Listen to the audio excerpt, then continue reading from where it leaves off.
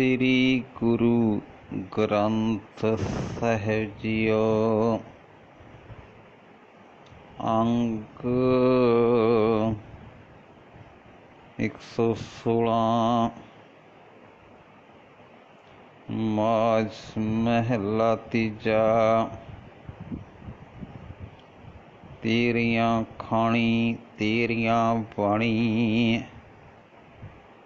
हे प्रभु, अंड जेर सेतज उत्पज 84 ਲੱਖ ਜੀਵਾਂ ਦੀ ਉਤਪਤੀ ਦੀਆਂ ਇਹ ਖਾਣਾ ਤੇਰੀਆਂ ਹੀ ਬਣਾਈਆਂ ਹੋਈਆਂ ਹਨ। ਸਭ ਜੀਵਾਂ ਦੀ ਬਣਤਰ ਰਚਨਾ ਤੇਰੀ ਹੀ ਰਚੀ ਹੋਈ ਹੈ।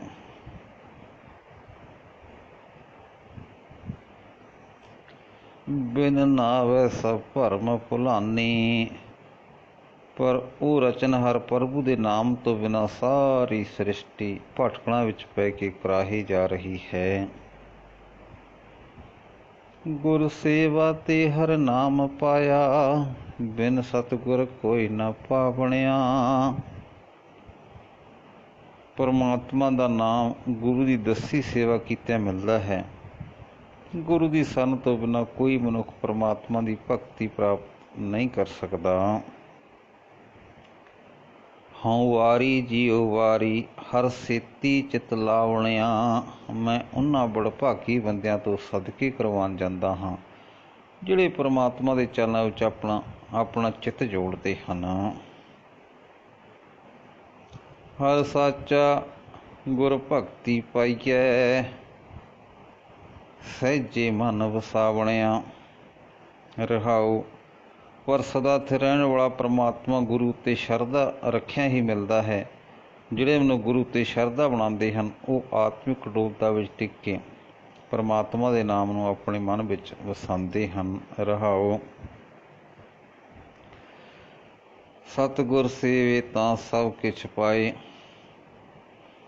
ਜੇ ਮਨੁੱਖ ਗੁਰੂ ਦਾ ਪੱਲਾ ਫੜੇ ਤਾਂ ਉਹ ਹਰੇਕ ਚੀਜ਼ ਪ੍ਰਾਪਤ ਕਰ ਲੈਂਦਾ ਹੈ।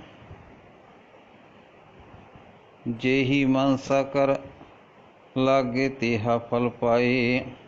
ਮਨੁੱਖ ਜਿਹੋ ਜਿਹੀ ਕਾਮਨਾ ਮਨ ਵਿੱਚ ਧਾਰ ਕੇ ਗੁਰੂ ਦੀ ਚਰਨੀ ਲੱਗਦਾ ਹੈ ਇਹੋ ਜਿਹਾ ਫਲ ਪਾ ਲੈਂਦਾ ਹੈ।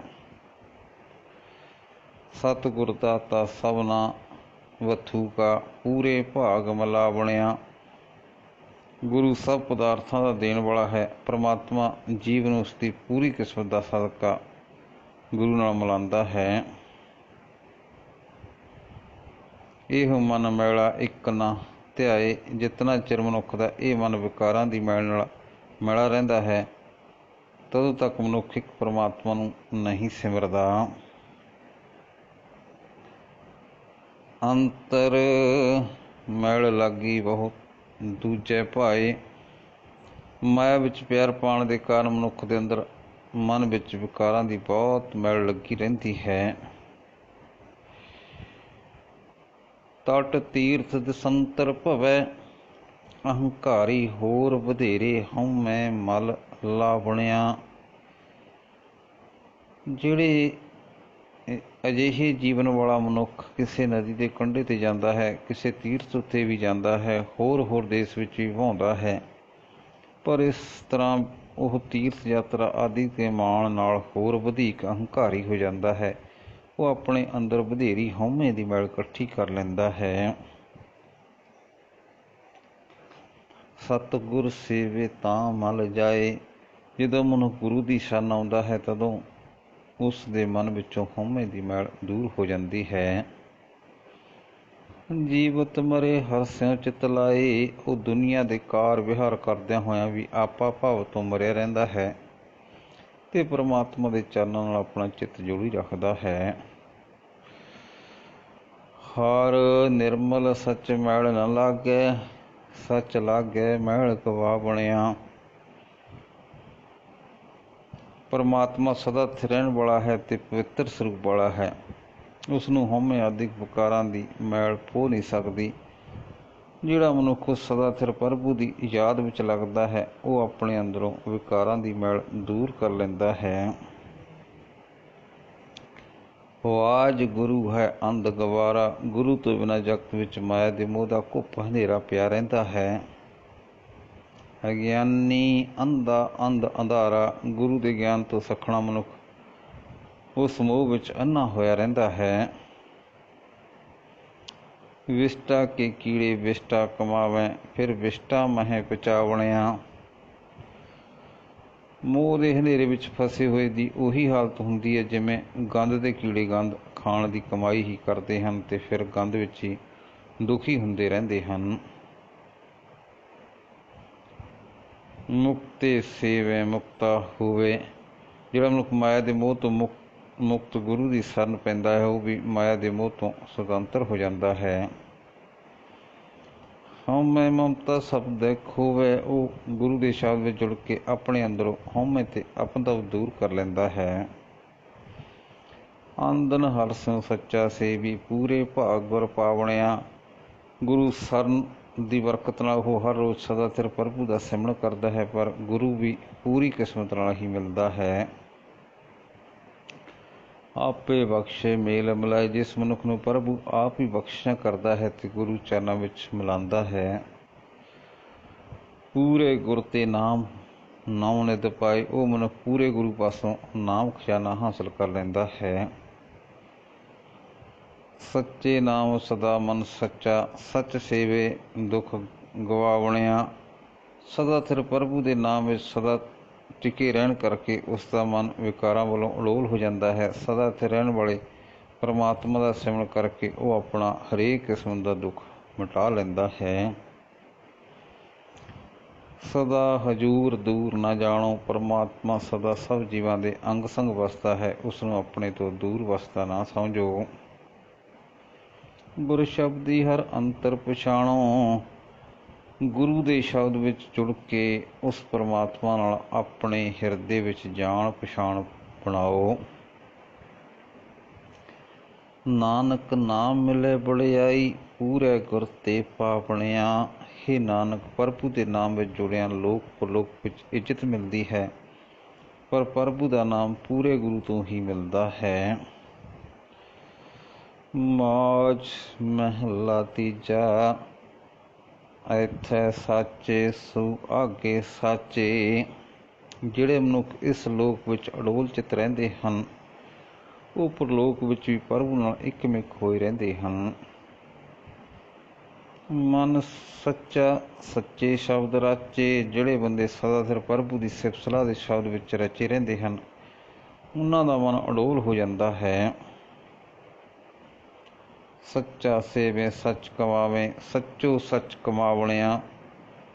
ਉਹ ਸਦਾ ਸਿਰ ਪ੍ਰਭੂ ਦਾ ਸਿਮਰਨ ਕਰਦੇ ਹਨ, ਸਿਮਰਨ ਦੀ ਹੀ ਕਮਾਈ ਕਰਦੇ ਹਨ, ਸਦਾ ਸਿਰ ਪ੍ਰਭੂ ਨੂੰ ਹੀ ਸਿਮਰਦੇ ਰਹਿੰਦੇ ਹਨ। ਹਉ ਵਾਰੀ ਜੀਉ ਵਾਰੀ, ਸੱਚਾ ਨਾਮ ਮਨ ਵਸਾਵਣਿਆ। ਮੈਂ ਉਹਨਾਂ ਤੋਂ ਸਦਕੇ ਕੁਰਬਾਨ ਹਾਂ ਜੋ ਸਦਾ ਸਿਰ ਰਹਿਣ ਵਾਲੇ ਪਰਮਾਤਮਾ ਦਾ ਨਾਮ ਆਪਣੇ ਮਨ ਵਿੱਚ ਵਸਾਈ ਰੱਖਦੇ ਹਨ। ਸੱਚੇ ਸੇਵੇ ਸੱਚ ਸਮਾਵੈ, ਸੱਚੇ ਕੇ ਗੁਣ ਗਾਵਣਿਆ। ਰਹਾਉ। ਜਿਹੜੇ ਮਨੁੱਖ ਸਦਾ ਸਿਰ ਪ੍ਰਭੂ ਦਾ ਸਿਮਰਨ ਕਰਦੇ ਹਨ, ਸਦਾ ਸਿਰ ਪ੍ਰਭੂ ਦੇ ਗੁਣ ਗਾਉਂਦੇ ਹਨ, ਉਹ ਸਦਾ ਸਿਰ ਪ੍ਰਭੂ ਵਿੱਚ ਲੀਨ ਰਹਿੰਦੇ ਹਨ। ਰਹਾਉ। ਪੰਡਤ ਪੜ੍ਹੇ ਸਾਧ ਨਾ ਪਾਵੈ। ਪੰਡਤ ਲੋਕ ਵੇਦ ਆਦਿਕ ਧਾਰਮਿਕ ਪੁਸਤਕਾਂ ਪੜ੍ਹਦੇ ਤਾਂ ਹਨ ਪਰ ਆਤਮਿਕ ਆਨੰਦ ਨਹੀਂ ਮਾਣ ਸਕਦੇ।